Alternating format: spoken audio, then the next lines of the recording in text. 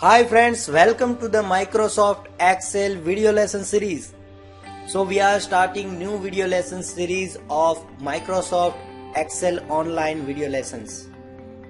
So Microsoft have started online based apps, means cloud based app on office.com website.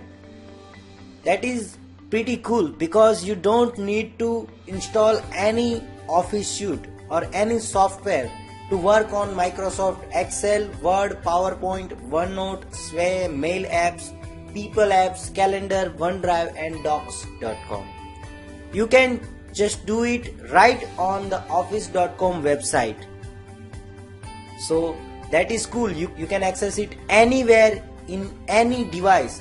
Like you can access it on smartphones, tablets, iPad, Android tablet, Windows tablet, and anywhere, anytime.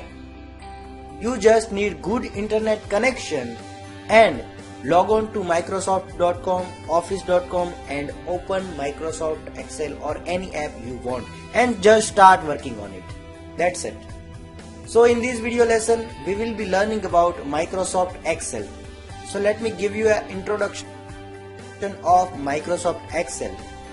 Microsoft Excel is a spreadsheet developed by Microsoft for Windows, macOS, Android and iOS. It features calculation, graphic tools, pivot tables and macro programming language called Visual Basic for application.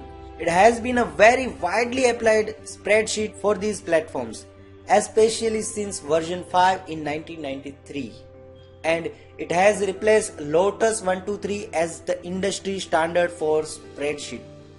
Excel forms part of Microsoft Office. Microsoft Excel has the basic feature of all spreadsheets, using grid of cell arranged in number rows, later name columns to organize data manipulation like arithmetic operation. It has battery of supplied functions to answer statistical, engineering and financial needs.